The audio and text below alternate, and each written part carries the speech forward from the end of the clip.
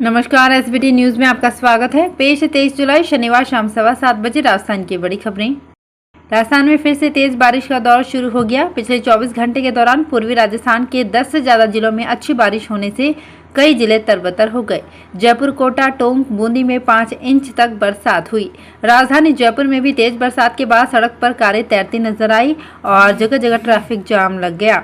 वहीं सूखे पड़े छापरवाड़ा बांध जयपुर में भी अच्छी बारिश के बाद पानी आया है। मौसम विभाग ने राजस्थान के पूर्वी हिस्से में अगले 24 से 48 घंटे के दौरान भारी बारिश की चेतावनी दी है।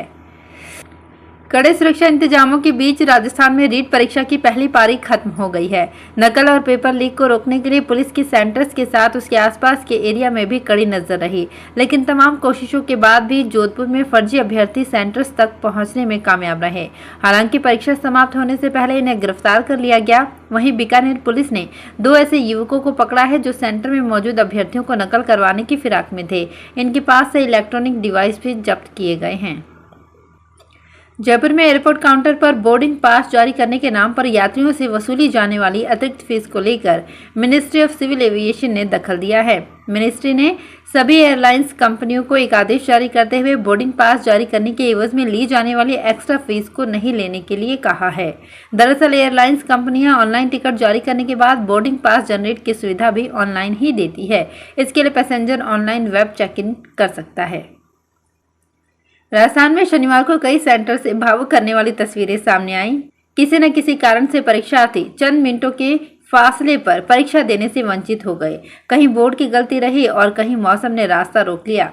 बिलखते रोते चेहरे तस्वीरों में कैद हो गए। राजस्थान में रीट परीक्षा में 5 मिनट की देरी पर भी सेंटर पर एंट्री नहीं दी गई। अभ्यर्थी को ही उलाहने दिए गए। कहीं बोर्ड ने गलती से प्रवेश पत्र में एड्रेस गलत लिखा, कहीं मौसम ने रास्ता रोका, तो कहीं बच्चों को संभालने में अभ्यर्थी अपने सेंटर से चंद कदम की दूरी पर रह गए। एंट्री नहीं मिलने पर कई अभ्यर्थी फूट फूट कर रोने लगे।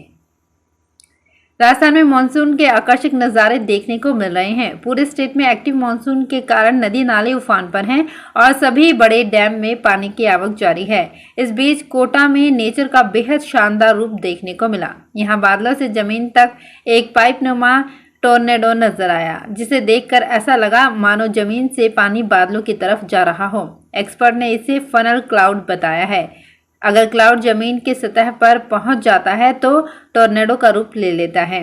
उसके बाद इलाके में तबाही मच सकता था। घटना गुरुवार 12:15 बजे 4 चौमा इलाके की है। नजारा देख गांव के लोग हैरत में पड़ गए। कुछ लोगों ने इसे मोबाइल में कैद कर लिया।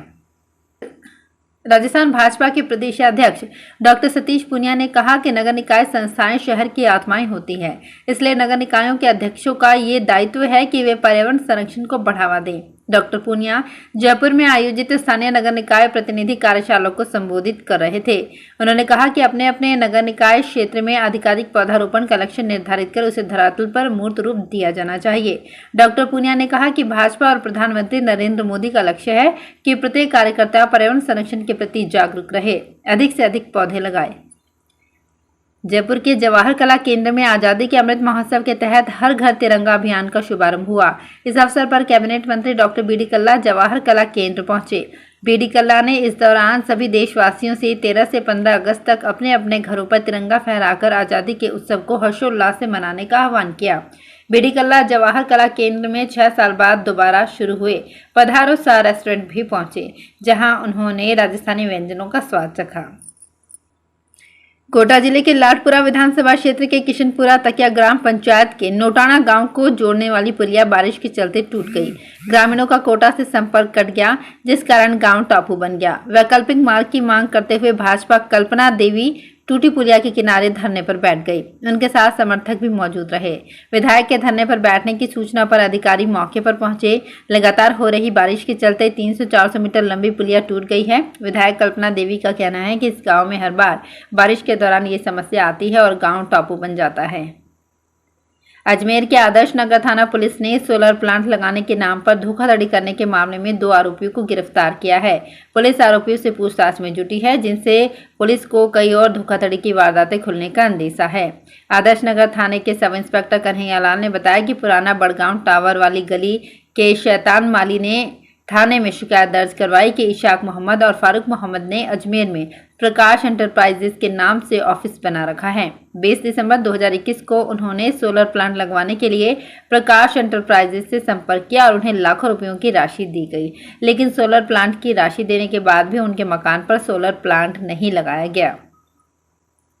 नेशनल हेराल्ड केस से जुड़े मनी लॉन्ड्रिंग मामले में कांग्रेस अध्यक्ष सोनिया गांधी से ईडी की पूछताछ के विरोध में शनिवार को दौसा जिला मुख्यालय पर कांग्रेसी कार्यकर्ताओं ने विरोध प्रदर्शन किया। परिषद के सामने एकत्रित हुए कांग्रेस पदाधिकारी नारेबाजी करते हुए कलेक्ट्रेट के मुख्य गेट पर पहुंचे। इस दौरान कांग्रेस जिलाध्यक्ष रामजी लाल ओड ने कहा कि केंद्र सरकार बदले की कार्यवाही के तहत सोनिया गांधी को फंसा रही है। पाली जिले में पहली पारी में 22 सेंटर्स पर रीट की परीक्षा का आयोजन किया गया। इस बार अभ्यर्थियों को 2 घंटे पहले ही परीक्षा केंद्र में प्रवेश देना शुरू कर दिया गया। इस बार नेटबंदी नहीं करने से शहरवासी भी खुश नजर आए। पहली पारी में 88.25% ने परीक्षा दी। 3,344 अभ्यर्थियों में से 2,951 परीक्षा देने पहुंचे। 393 परीक्षार्थी गैर हाजिर रहे।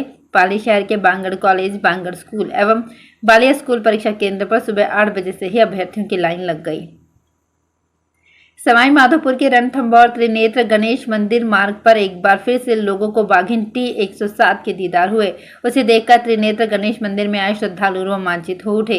इस पूरे वाकया को यहां मौजूद लोगों ने अपने कैमरे में कैद कर लिया। बाघिन T107 सुल्ताना रणथंभौर की एक युवा और सुंदर बाघिन है, जो कुत्ते का शिकार और पर्यटकों की जिप्सी पर चार्ज करने के चलते खासी सुर्खियां बटोर चुकी है। बाघिन सुल्ताना शुक्रवार शाम गणेश मंदिर मार्ग पर चहलकदमी करती दिखाई दी थी।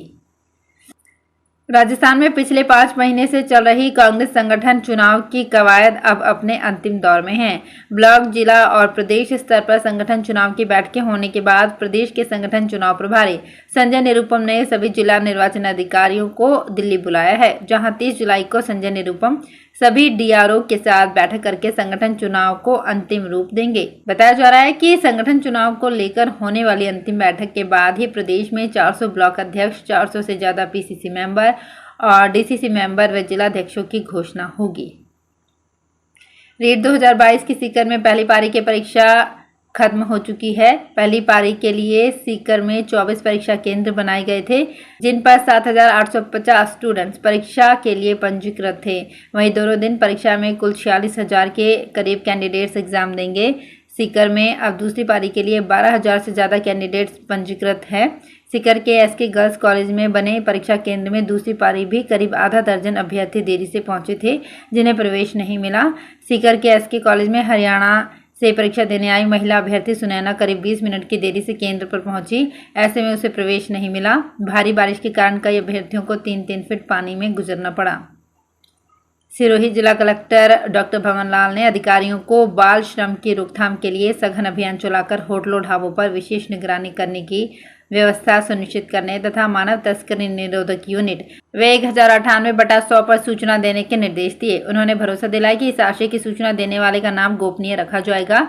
वे श्रम विभाग से संबंधित जिला स्तरीय भवन एवं अन्य सन्निर्माण कर्मकार टास्क फोर्स, जिला स्तरीय बाल श्रम टास्क फोर्स, जिला स्तरीय बंधक श्रम सतर्कता समिति, ई श्रम एवं प्रधानमंत्री श्रम योगी मानधन पेंशन योजना से संबंधित बैठक की अध्यक्षता कर रहे थे।